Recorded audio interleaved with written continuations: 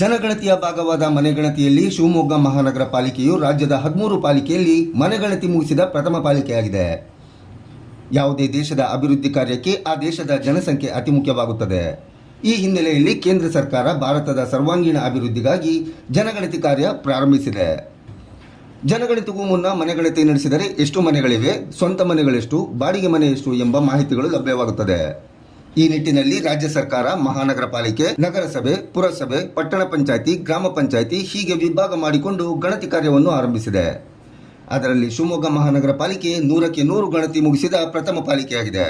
2027ರ ಜನಗಣತಿ ಅಂಗವಾಗಿ ಮೊದಲ ಹಂತವಾಗಿ ಮನೆಗಣತಿ ಕಾರ್ಯಕ್ರಮವನ್ನು ಶಿವಮೊಗ್ಗ ಮಹಾನಗರ ಪಾಲಿಕೆ ವ್ಯಾಪ್ತಿಯಲ್ಲಿ ಏಪ್ರಿಲ್ 1ನೇ ತಾರೀಕಿಂದ ಹಮ್ಮಿಕೊಳ್ಳಲಾಗಿರುತ್ತದೆ.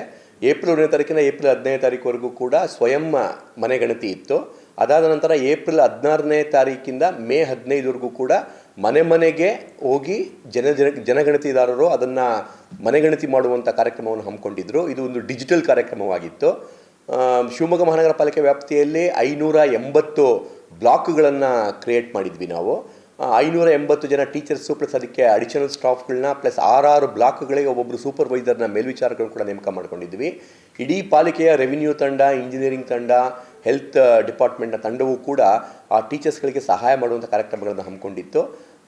ಇದಕ್ಕೆ ಪೂರ್ವಭಾವಿ ತಯಾರಿಯಾಗಿ ಸುಮಾರು 2 ತಿಂಗಳ ಮೊದಲಿಂದಲೂ ಕೂಡ ಗೂಗಲ್ ಅರ್ಥನ ಸಹಾಯದಿಂದ ಇಡೀ ಬ್ಲಾಕ್ಗಳನ್ನು ವಾಸ್ತವಿಕವಾಗಿ ಸ್ಲಮ್ ಬ್ಲಾಕ್ಗಳು ಯಾವ ಬ್ಲಾಕ್ಗಳನ್ನು ಬಿಡದೆ ಒಂದು ಮನೆಯನ್ನು ಬಿಡದಂತೆ ಬ್ಲಾಕ್ನ ಡಿಸೈನ್ ಮಾಡುವ ಕಾರ್ಯವನ್ನು ಕಳೆದ 2 ತಿಂಗಳು ಮೊದಲು ನಾವು ಆರಂಭಿಸಿರೋದ್ರಿಂದ ಉಪಾಧ್ಯಾಯರು ಬಂದುಬಿಟ್ಟು ಟೀಚರ್ಸ್ನ ವರ್ಗ, ಎನ್ಯುಮರೇಟರ್ಸು ಮತ್ತು ಸೂಪರ್ವೈಸರ್ಸ್ಗಳು ಸುಲಭವಾಗಿ ಮನೆಗಣತಿಯನ್ನು ಕೇವಲ 14 ದಿನಗಳಲ್ಲಿ ಮನೆಗಣತಿ ಆರಂಭವಾದಂಥ 14 ದಿನ, ಒಟ್ಟು 30 ದಿನ ಕೊಟ್ಟಿದ್ದರು.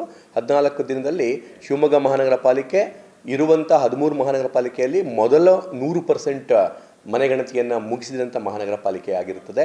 ನಮ್ಮ ಪಾಲಿಕೆಯ ಎಲ್ಲ ಇಂಜಿನಿಯರಿಂಗ್ ಕಂದಾಯ ಶಾಖೆಯ ಸಿಬ್ಬಂದಿ, ಇಂಜಿನಿಯರಿಂಗ್ ಶಾಖೆಯ ಸಿಬ್ಬಂದಿ, charge officer, city census officer, assistant city census officers, deputy commissioner, admin ಮತ್ತು ಹೆಲ್ತ್ ಇನ್ಸ್ಪೆಕ್ಟರ್ ತಂಡ, ರೆವಿನ್ಯೂ ಇನ್ಸ್ಪೆಕ್ಟರ್ ಎಲ್ಲರೂ ಕೂಡ ಟೀಚರ್ಸ್ಗಳ ಜೊತೆ ಸಹಾಯವಾಗಿ ನಿಂತ್ಕೊಂಡ್ರು. ಉಪಾಧ್ಯಾಯ ವೃಂದನೂ ಕೂಡ ತುಂಬ ಅತ್ಯುತ್ತಮವಾಗಿ ಕೆಲಸ ಮಾಡಿದ್ರು. ಫೀಲ್ಡ್ ಟ್ರೈನರ್ಸ್ಗಳು ಸ್ಪೆಷಲಾಗಿ ಬಂದು ಸಹಾಯವನ್ನು ಮಾಡಿದ್ರು. ಯಾವುದೇ ಥರದ ತಾಂತ್ರಿಕ ತೊಂದರೆ ಇದ್ದರೂ ಕೂಡ ಫೀಲ್ಡ್ ಲೆವೆಲಲ್ಲಿ ಒಂದು ಮನೆಯನ್ನು ಬಿಡದಂತೆ ಕರಾರುವಕ್ಕಾಗಿ ಡಿಜಿಟಲ್ ಮನೆಗಣತಿಯನ್ನು ಮಾಡಿ ಮೊದಲ ಹಂತದ ಜನಗಣತಿ ಕಾರ್ಯವನ್ನು ಯಶಸ್ವಿಯಾಗಿ ಪೂರ್ಣಗೊಳಿಸಿದ್ದೇವೆ. ಒಂದು ಬ್ಲಾಕ್ನಲ್ಲಿ ಸಾಮಾನ್ಯವಾಗಿ 200 ಮನೆಗಳಿಂದ 300-350 ಮನೆಗಳು ಕೂಡ ಇರ್ತಿತ್ತು.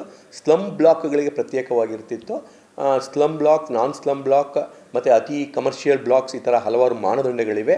ಅದಕ್ಕೆಲ್ಲ ಪ್ರತ್ಯೇಕ ಸರ್ಕ್ಯುಲರ್ಸ್ ಇರುತ್ತೆ. ಆ ಪ್ರಕಾರ ಸುಮಾರು 200 ಮನೆಗಳಿಂದ 400-450 ಮನೆಗಳಿತ್ತು. ಕೆಲವೊಂದು ವಿಶೇಷ ಸಂದರ್ಭದಲ್ಲಿ 600 ಮನೆಗಳು ಇರುವುದು ಉಂಟು. ಅಂಥ ಸಂದರ್ಭದಲ್ಲಿ ಅಡಿಷನಲ್ ಸ್ಟಾಫ್ನ ಪ್ರೊವೈಡ್ ಮಾಡಿ ನಾವು ಅದನ್ನು ಯಶಸ್ವಿಯಾಗಿ ಮುಗಿಸಿದ್ದೇವೆ.